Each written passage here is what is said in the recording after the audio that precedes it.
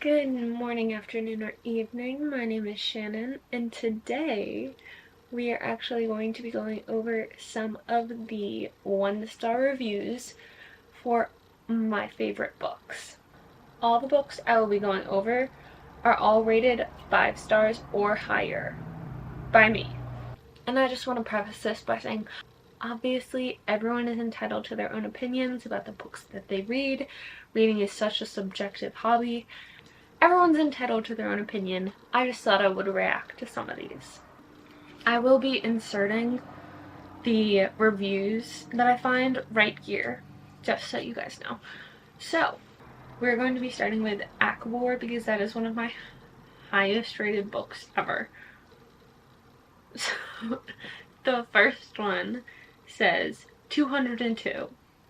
That is the number of times that the word mate in any of its hellish forms is used in this book. That's fair. They literally used a statistic, but I love it. It's part of what I love about this book. You couldn't change my mind if you tried. This one says, a court of cringe and insipidness. This one genuinely has me floored. It says, this book was awful, it was long, it was boring, and nothing happened until the last 100 pages. Not true, but it says at the bottom, I loved ACOTAR. ACOMAF was meh, but this one was just a waste of paper. I don't understand how you could read the original ACOTAR trilogy and think that ACOTAR is the best out of those three. I just don't understand it at all. No, but seriously, what the fuck was going through Sarah's mind while writing the war tent scene? That's incredibly fair. I think we were all thinking that when reading it. She also says, I hate Rhysand, I do not stand Rhysand, just Rhysand is awful. I don't know how you got to that conclusion, but you are entitled to it. Sarah J. Maas will be hearing from my lawyer soon. This last one really got me. It says, hi there people who gave this 5 stars. Can I just ask again, what the fuck did you read? You know, I honestly have the same question for you. Because clearly something was lost in translation. We did not read the same book. Next book. We're going to be going over Daisy Hates the Great Undoing. The first one I found was, it says, DNF. I signed up to read a Daisy Hates book, not a book all about MP and JH. Brutal. That is one of the reasons I am obsessed with this book. This one says, so disappointed bro. Daisy and Christian's book was about everyone but them. Crying, screaming, throwing up. Hate it here. Again, fair, but I love it for it. 1 star for Christian. And by the way, Jessa Hastings, I'm mailing you my therapy bills. I think we are all doing that at this point. This one really got me. It says, if Julian Hates has 1,000,000 haters, I'm one of them. If Julian Hates has 1,000 haters, I'm one of them. If Julian Hates has only 1 hater, it's me. If Julian Hates has 0 haters, it means that I have left this world. If the world loves Julian Hates, then I'm against the world. When I first came across this review, I legitimately gasped. I do not know how you got to this conclusion. I love Julian Hates with everything I have. But whatever. The next book I got was Harry Potter and the Half-Blood Prince. This is my favorite Harry Potter book. The first one says, if Snape hadn't killed Dumbledore, I would have killed him myself. That's fair, given how Dumbledore has behaved. This one says, okay, first of all, witchcraft's illegal. Okay, then this one, it says, a book about teen love. In the last 100 pages, the author remembers that she had a story to carry on and all the people started moving like Benny Hill. This one I feel is pretty fair. However, the reason I love this book so much is because you get the romance. So we had very contrasting opinions about how that affected the book. Okay, now we're moving on to Archer's Voice. The first one I found says, OMG caveman vibes, but he actually acts like a caveman. It fits for the plot and how he was raised and his trauma, but you're not wrong. apparently I am the drama here because I hate this book so much. I am not with you there. But this one, okay, this one confuses me. It says, "It is so bad I want to give you a 0, but that is not possible. So I give you a 1.5 stars." Now, the gears may be shifting in your mind the same way they did in mine. Why a half? 1.5. The minimum you could do is 1. So why are you adding on the half if you wanted to give it a 0? I just don't understand. Next, I looked at the Ballad of Never After. The first one I found says, "The only good thing this book did was remind me to dye my hair pink again." I mean, Evangeline slays with pink hair. This one says, "Fuck you, I wanted to be happy. This book made me sad and annoyed. Give me the next one right now or else." I share that same sentiment, but I loved it so much. I mean, it made me sad and it made me annoyed. And I did want to be happy, but I loved it so much. This one says, "I thought we'd all decided we were done writing, publishing, and reading. He's a raging jerkwad, but it's fine because he loves her." I feel like many of us eat up that trope. Like, I hate everyone else in the world but you. This one says, "The Ballad of Never Reading This Again." Well, you never have to. The last one I saw for this one says, "The book would have been so much better if Evangeline had stayed a stone statue." I mean, go off, but I literally love this book. So, don't agree with that sentiment. The next book I'm going to be looking at reviews of is Fourth Wing. The first one I found for this says, "Xaden wears skinny jeans." Yes. And the next one says, "The Secondhand Embarrassment, Girl Get Up, Set Back Women's Rights by a Century." Okay. I feel like I have to argue on this one because how? She didn't do that. She knew her weaknesses and her strengths and she used them both to the best of her ability.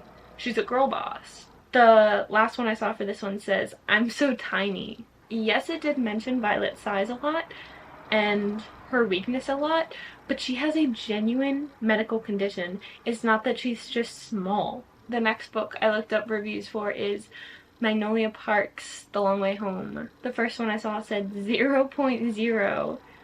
I just hate this series. I hate them, their toxic relationships, their miscommunication, the whole series. That's fair. It is super toxic. You either love it or you hate it. I'm one of the people that love it. This one made me mad. It says, "Magnolia is an airhead and BJ is gross." I'm fine with the BJ is gross thing, but Magnolia is so smart. She may act like she's dumb, she may act that way, but she is so intelligent and she knows how to use her strength, just like Violet. She knows her strengths and her weaknesses and she uses them to the absolute best of her ability. I love her. I love her. Last one said infuriating. Again, this is incredibly fair.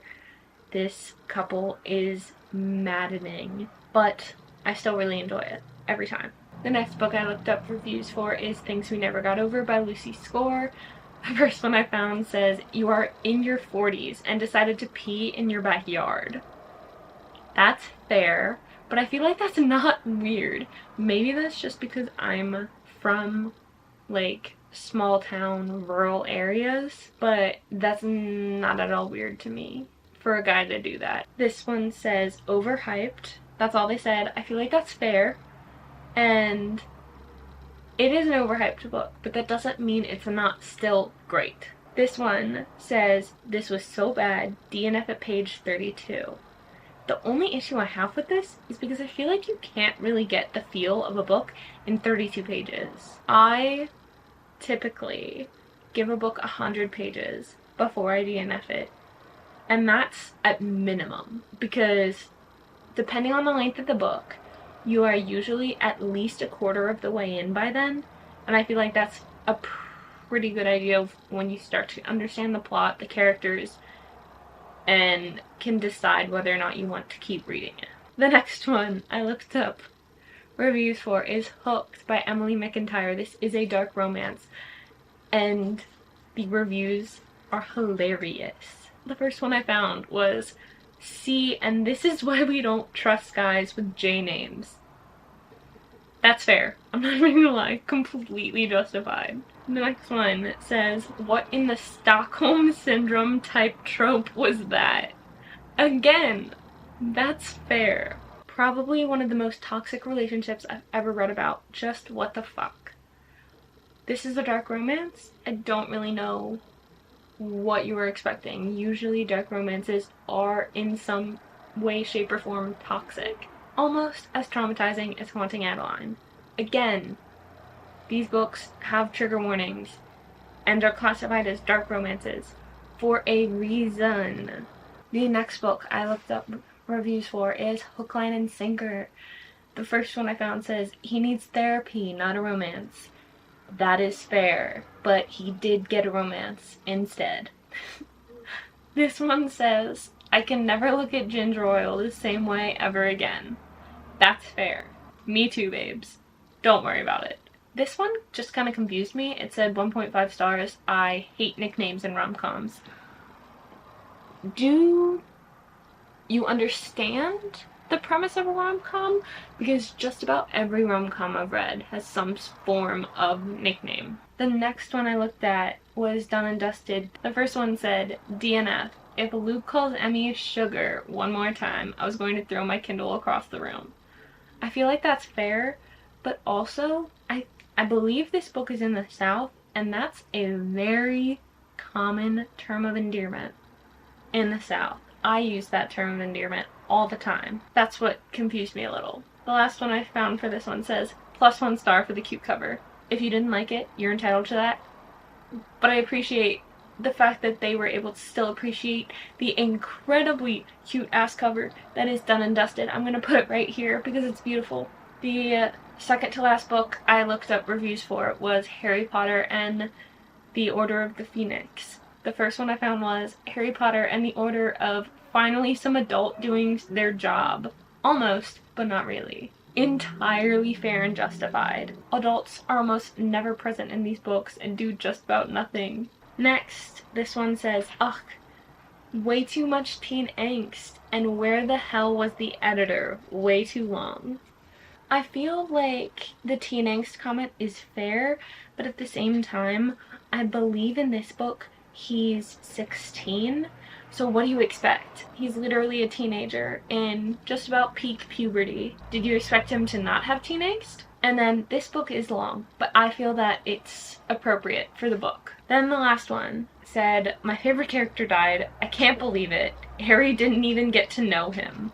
That is a fair criticism, and I literally hate that Sirius dies in this book, but it was still an excellent book. It was just part of the plot.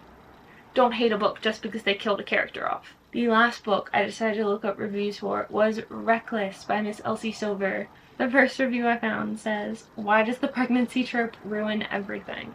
I actually really like the pregnancy trope. Maybe it's because I like kids, but I have always appreciated the pregnancy trope. I've heard from people that don't, that this is one of the ones that does it justice. And then this one just really confused me. It says, I didn't hate this, but objectively, it was 1 star. If a book is objectively 1 star, I feel like it'll be pretty hard to find people to rate it so highly. Like, I feel like a book can be objectively 3 stars, and people can rate it really highly.